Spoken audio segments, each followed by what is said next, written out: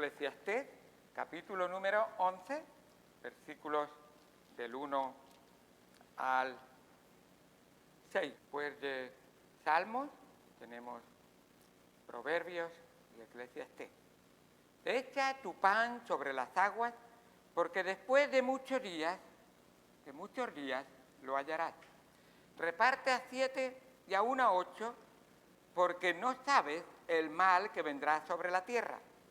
Si las nubes fueren llenas de agua, sobre la tierra la derramarán. Si el árbol cayere al sur o al norte, en el lugar en que el árbol cayó, allí quedará. El que al viento observa, no sembrará. Y el que mira las nubes, no cegará. Como tú no sabes cuál es el camino del viento, o cómo crecen los huesos en el vientre de la mujer encinta, así ignoras la obra de Dios, el cual hace todas las cosas. Por la mañana siembra tu semilla, y a la tarde no dejes reposar tu mano, porque no sabes cuál es lo mejor, y si esto o aquello, o si lo uno y lo otro es igualmente bueno. Vamos al Señor en oración y en un momento trataremos de contestar, quizás empezando con una pregunta. ¿Qué quiere decir echa tu pan sobre las aguas y reparte a 7 y aún a 8? Eclesiastés 11, versículos 1 y 2. Oremos al Señor. Amado Señor, Dios Santo que estás en los cielos, gracias por tu palabra y por lo que tú nos enseñas en ella. Ayúdanos a honrarte y a glorificarte con ella. Enséñanos a través de ella y muéstranos, Señor, el camino de verdad. Gracias por todo lo que tú haces en nuestras vidas.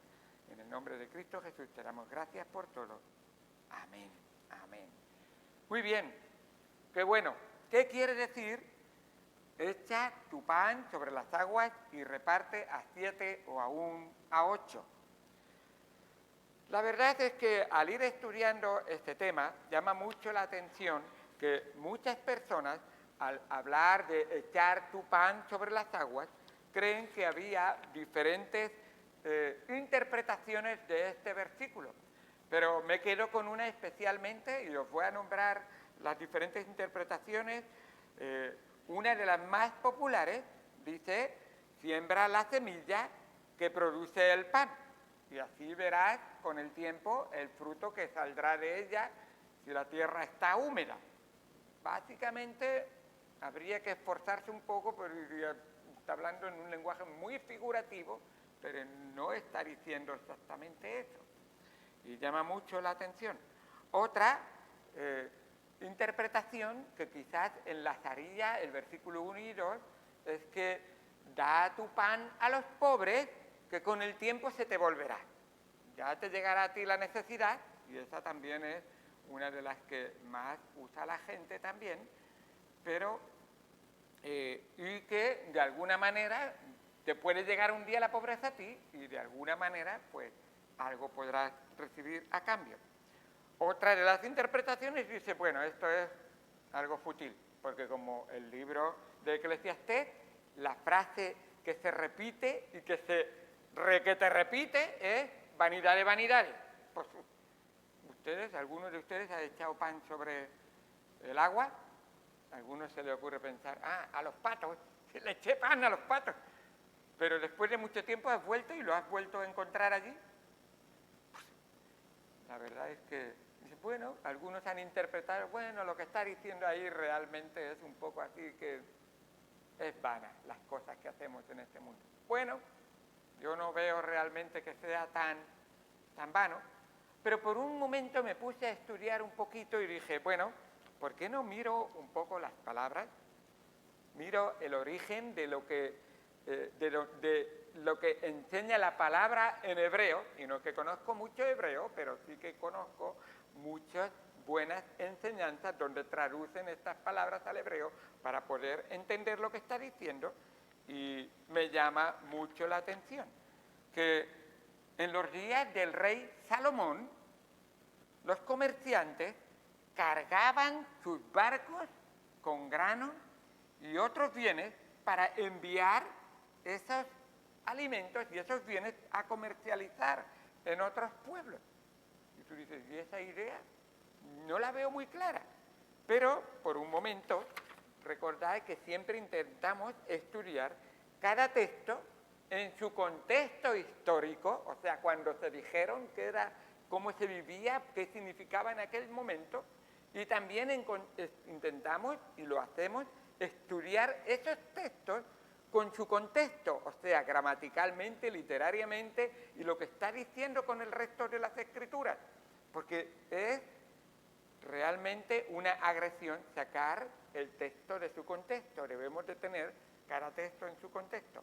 Así que, pensando en ese contexto histórico, la vida de Salomón, me fui a Primera de Reyes, capítulo número 10, y dice en el versículo, y quizá podremos empezar antes, bueno, sí, en el versículo 22. Primera de Reyes 10, 22. Y está hablando de las riquezas y fama del rey Salomón. Recordar que este libro de Eclesiastés realmente son unas disertaciones, unas explicaciones o unas clases, y lo que yo llamaría una masterclass de un hombre, el más sabio, un sabio, el más sabio de todos los hombres que ha habido sobre la tierra, a su audiencia que venía a escucharle y a prestarle atención. Primera de Reyes dice en el capítulo número 10, versículo 22, porque el rey tenía en el mar una flota de naves de Tarsis. A propósito, para los que no saben, Tarsis es el actual Cádiz, hoy en España. Esas naves iban desde allí y venían hasta aquí y se comercializaba. A propósito, si tú vas a Gibraltar, vas a encontrar muchos monos. Pues si ves de lo que se traían, te vas a llamar la atención. Dice, con la flota de Irán, y una vez cada 3 años, ya veis que las naves tardaban como 3 años, cada 3 años venía la flota de Tarsis y traía oro, plata, marfil, monos y pavos reales. Así extendía el rey Salomón así excedía el rey Salomón a todos los reyes de la tierra en riquezas y en sabiduría. Toda la tierra procuraba ver la cara de Salomón para oír la sabiduría que Dios había puesto en su corazón, y todos le llevaban cada año sus presentes, alhajas de oro, plata, vestidos, armas especiales, aromáticas, caballos y mulos. Muy bien, simplemente para introducirlo, ver un poquito lo que era la vida del rey Salomón, y ahora vemos este texto. Al ir estudiándolo, me di cuenta que lo que solían hacer comercialmente es que cargaban esos barcos y esperaban con alimentos y esperaban que regresaran habiendo comercializado, trayendo otras riquezas y si pudieran ser de más valor. Si yo tengo algo en mucha abundancia y la consigo vender y me traigo algo que no tengo, en mi tierra que no hay eso tiene un valor que supera el trigo que tengo, por ejemplo, pensando en pan. Así que al ir estudiando esas palabras, me di cuenta que lo que estaba haciendo el rey Salomón, ya os he dicho que los primeros 10 capítulos, él está enseñando experiencias de su vida y está poniendo su vida o todo lo que él ha observado en la vida como viendo realmente como poniéndose como ejemplo. Pero ahora está dando unos proverbios, y esto es como un proverbio que él está diciendo. Y al ir estudiando esas palabras, me daba cuenta que cuando dice echa, la palabra echar en el hebreo habla de enviar o mandar lejos. Entonces, tiene un sentido ya que va dándole significado. Cuando dice tu pan, ese pan es realmente, esa palabra aparece en varios sitios y tiene que ver con el alimento. no solo de pan vivirá el hombre. Y eso no quiere decir que no comía otras cosas. Está diciendo que el alimento físico no es todo en esta vida. Así que cuando dice tu pan, está hablando de alimentos, puede ser trigo, puede ser otras semillas, pueden ser otras cosas para comercializar. Así que nos damos cuenta. De hecho, cuando recitamos el Padre Nuestro, una de las expresiones que decimos es el pan nuestro de cada día. ¿Quién solo come pan en un día y no come nada más que pan? No, está hablando de los alimentos. Entonces, ya vemos realmente. Algunos intentan ni comer pan para ver si bajan un poco de peso, ¿verdad? Bueno, pero eso es lo que está tratando de decir. Cuando dice sobre las aguas, llama mucho la atención porque esa palabra aguas está hablando de muchas aguas y cantidades de agua de tal manera de que se puede referir, y en la palabra incluye mares. Así que de alguna manera, y el hecho que lo ponga en plural, pues está hablando de que está verdaderamente esos barcos que se echaban a los mares, aunque había un mar grande, que era el Mediterráneo en aquel entonces, en cada costa tiene un nombre, como el mar de Levante, en nuestra tierra, y cosas así. Entonces, estamos viendo realmente que esta enseñanza está aquí resaltando, al decir mares en plural, está resaltando la conveniencia de no enviar todo el grano en un solo barco ni en una sola dirección. Diversificar esos alimentos en diferentes direcciones y en diferentes barcos. Así que cuando me di cuenta de esto, digo, si hoy asistiera Salomón, seguramente lo invitarían en la Universidad de Alicante y le dirían, ¿por qué no das una clase especial de, ¿cómo se llama? Empresariales. Una clase de empresariales. ¿Cómo negociar? Así que está enseñando invertir y hacerlo de manera diversificada. No inviertas todo en una sola cosa. No inviertas todo en una sola cosa. Porque realmente diversificar. Así que vemos que está resaltando esa conveniencia de no enviar todo el grano en un solo barco y en una sola dirección. Y Salomón está escribiendo a los hombres de su tiempo para que sean prósperos y aprovechen bien las oportunidades que se les presentan en la vida.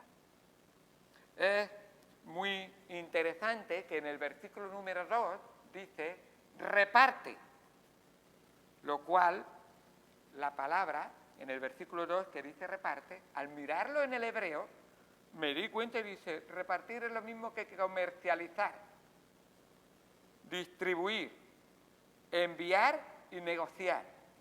Digo, cada vez encajan más las palabras con la idea de lo que era la gran empresa que tenía Salomón. Y tú dices, pero todo esto, ¿qué quiere enseñarme el Señor a mí con todo esto? Está diciéndoles a estos hombres que envíen sus recursos a muchos lugares en diferentes barcos, de tal manera que si uno fracasa, todavía van a ver 7 que pueden venir bien. Si tú envías toda tu carga en un solo barco, en un solo lugar, y naufraga, y hay un naufragio, todo se ha echado a perder. Ahora, esto es muy significativo. Me recuerda una historia que me contó mi jefe, que en la empresa donde trabajaba, donde me enseñó una verdad muy importante. Dice, mi padre tenía una empresa de una gran carpintería, una nave muy grande, y empezó a fabricar y se dedicó a hacer todo tipo, pero solo sillas, todo tipo de sillas, solo hacía sillas, muchas sillas. Hubo una empresa que no quiero dar propaganda, que le dijo, yo te voy a comprar todas las sillas que tú fabricas. Así que yo voy a ser tu cliente principal y único. Empezó a trabajar y el primer año fue muy bien. El segundo la empresa le dijo, ahora yo te pongo el precio. ¿Cómo? Y llegó a ponerle tal precio que le costaba más dinero fabricar que lo que le pagaban. ¿Qué hace? Se fue a pique. Se hundió la empresa. Y al año siguiente, hundido todo. Y te quedaste con un modelo de silla que se había fabricado, que solamente esa empresa lo vendía y que nadie más lo quería. Y ahí te quedaste con todo. Vaya. ¿Por qué nos enseña el Señor estas verdades? ¿Por qué nos enseña estas cosas? ¿Qué es lo que quiere enseñarnos? En primer lugar, está poniendo énfasis en invertir. Invierte. Y tú dices, ¿pero está hablando de dinero? Pues son verdades espirituales que está hablando también, y digo también, está hablando de la vida misma. ¿En qué estás invirtiendo tu vida? ¿En qué te estás realmente, a qué te estás realmente dedicando? Pero por supuesto, a nivel espiritual tiene mucho que enseñarnos. En la Biblia hay muchos versículos que hablan de las finanzas. Te sorprendería. Hay incluso más que hablan de las finanzas que de la oración. Y tú dices, ¿cómo? Sí. Hay más que hablan de las finanzas que de la oración, dando a entender que a Dios le interesa mucho nuestras finanzas, que lo hagamos bien. Os doy un versículo. Primera de Timoteo 5:8. Primera de Timoteo 5:8. Dice así la palabra de Dios. Porque si alguno no provee, y está hablando económicamente, está hablando de sustento para la familia, está hablando de invertir tiempo o trabajo para conseguir beneficio. Primera de Timoteo 5:8. Porque si alguno no provee para los suyos, y mayormente para los de su casa, ha negado la fe y es peor que un incrédulo. Tú dices, yo soy un creyente fiel al Señor, pero no trabajo. Entonces, ¿cómo? ¿Que no trabajas? ¿Que no cumples con tu responsabilidad? Yo te digo, y esas son palabras de Dios, el que no trabaje, que no coma. ¿Está bien claro? Dios dice eso. ¿Se dais cuenta que cada vez que os enseño o digo algo, voy a la palabra de Dios? Las ideas de los hombres, las imaginaciones de los hombres, lo que los hombres quieren que digan la Biblia, no vale para nada, solamente vale lo que Dios dice. Y qué bueno es ver esa enseñanza. Un cristiano que dice, yo no trabajo, a mí no me hace falta trabajar, de hecho lo habían en este tiempo, Cristo ha dicho que va a venir pronto, así que yo a cruzarme de brazos y a esperar la venida del Señor. Y se dice, no, estás bien equivocado, espabila, ponte manos a la obra. Y vosotros sabéis perfectamente, invierte tu vida de tal manera de que física y espiritualmente estés dedicado en cuerpo, alma y espíritu a ser responsable delante de Dios. Qué bueno es ver esa palabra del Señor. ¿Queréis otro texto? Venga, Mateo capítulo número 13. Mateo capítulo número 13. Estas son enseñanzas del Señor Jesucristo. Pero Señor Jesucristo, ¿cómo es? Y Él tiene enseñanzas y hace uso de inversiones.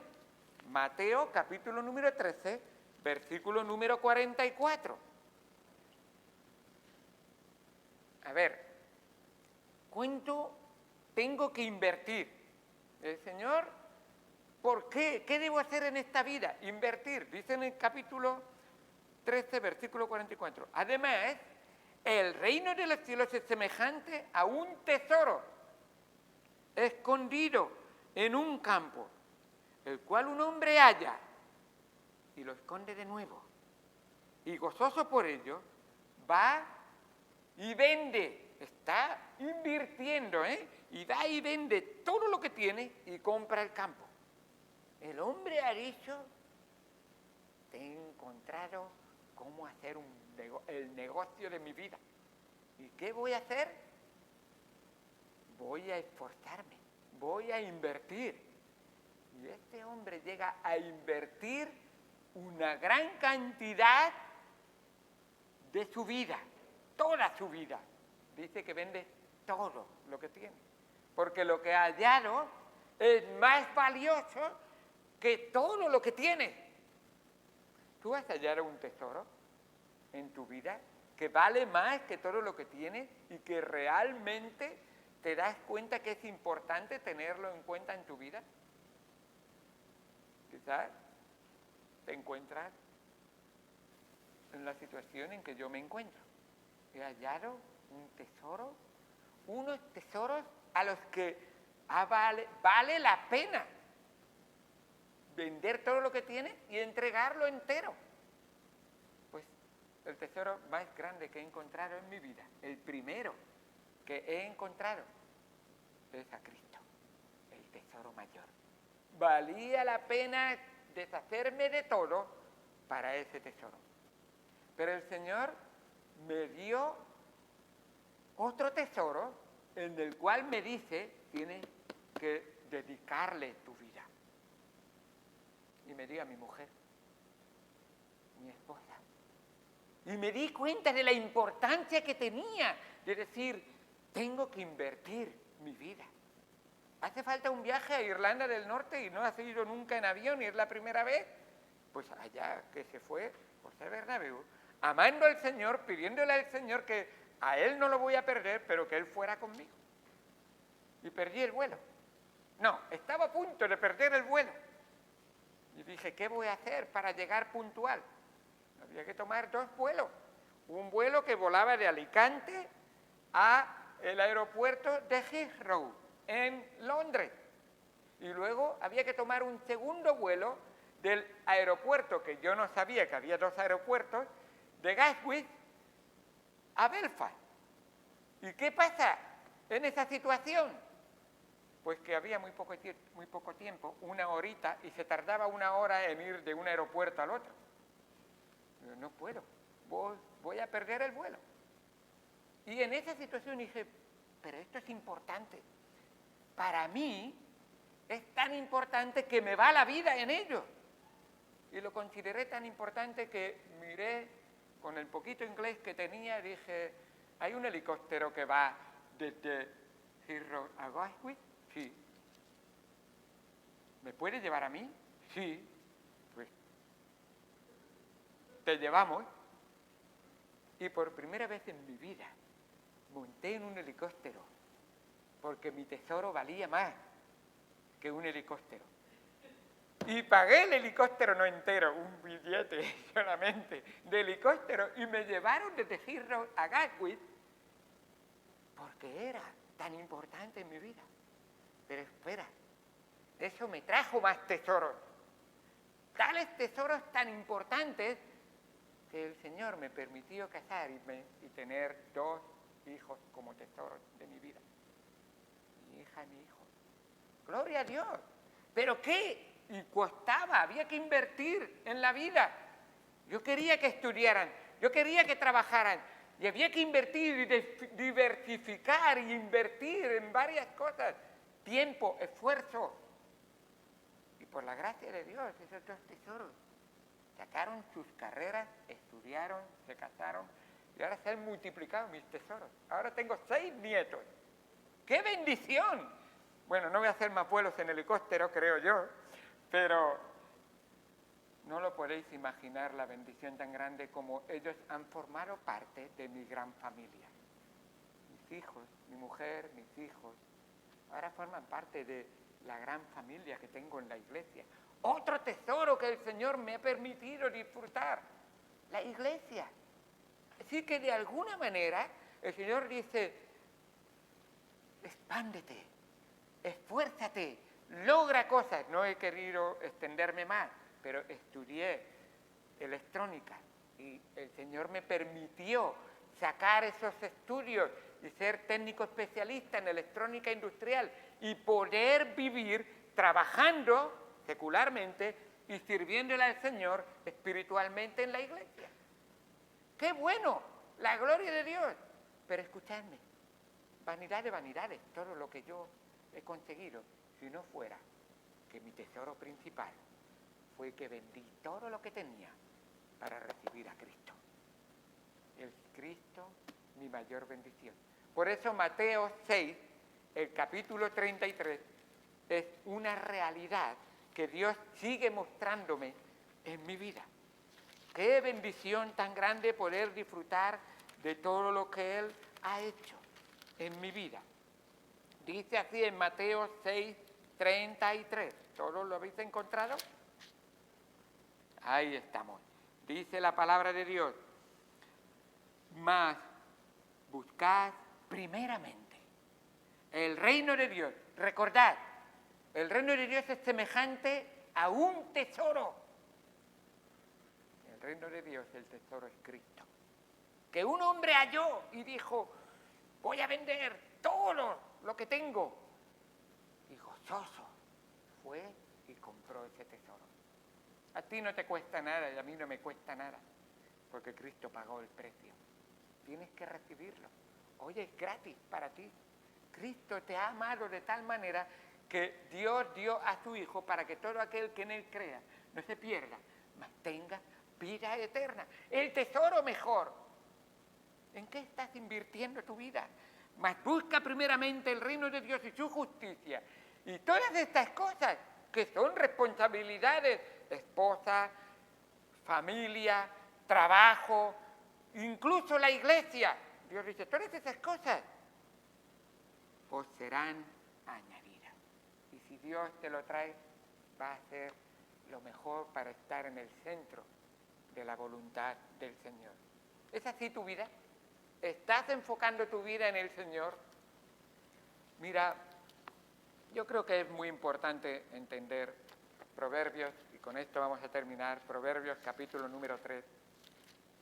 Esa gran enseñanza que desde bien joven, fíjate, en 1979, el Señor me enseñó cosas muy importantes. Déjame decirte que cuidado con esa inversión financiera, que debes de ser responsable, pero no debes de enfocarte solo en ello. El dinero es un medio para subsistir, no es el fin de tu subsistencia. Por eso la palabra de Dios nos dice que cuidado, que el amor al dinero es raíz de muchos males. Y escucha, esto es muy importante. El dinero es un buen siervo, pero es un mal amo. Cuidado, que tú esfuerces tu vida y te dediques tu vida tanto a, tengo que ganar, tengo que conseguir, tengo que alcanzar, esto es mi vida, en ello yo no tengo tiempo para el Señor, yo no tengo tiempo incluso para la familia, de tal manera que el Señor dice, raíz de muchos males. Espero que el dinero no sea un Dios mamón, así se llamaba en griego, el amor a la riqueza. Espero que eso no sea. Pero entiéndelo, dice Proverbios capítulo 3, versículo número 5, fíate de Jehová de todo tu corazón y no te apoyes en tu propia prudencia. Esa sabiduría que Dios te da, dice, sí, es un medio para vivir, sí, es necesario, pero cuidado con que tu enfoque y tu vida esté dedicado a eso y me pongas también en segundo lugar en tu vida. Entonces no has buscado primeramente a Dios. Entonces no has tenido en cuenta que amarme a mí sobre todas las cosas. Entonces no estás siendo responsable, porque si no me amas a mí, no me digas que estás siendo fiel en las responsabilidades que yo quiero para tu vida. Fíate de Jehová de todo tu corazón y no te apoyes en tu propia prudencia. Reconócelo en todas tus inversiones, en todos tus caminos, y Él enderezará tus veredas. Señor, gracias por el trabajo que tengo. Señor, gracias por la esposa que tengo. Señor, gracias por la familia. Pero reconoce, me dice el Señor, que yo te he dado la vida, te he dado la salud, incluso cuando te faltaba te la devolví y te he mostrado que sin mí nada eres. Y el escritor de Eclesiastés, Salomón, dice, Señor, me he dado cuenta que el fin de todo discurso y la clave de la vida de todo hombre es enfocar su vida en ti, entregarle su vida a ti y tú vas a obrar en su vida tu voluntad, de tal manera que el propósito por el que todos hemos sido creados y Dios mantiene nuestra vida es para alabarle, glorificarle y darle gloria a Dios. ¿Tu vida le da gloria a Dios? Si ese propósito no se está cumpliendo en tu vida, Dios te pedirá cuenta. Así acaba el libro de Eclesiastés. Si queréis, cuando vayáis a casa, leeros los 2 últimos versículos de Eclesiastés y verás la clave de toda la Biblia en esos 2 últimos versículos de Eclesiastés. Vamos al Señor en oración. Amado Señor,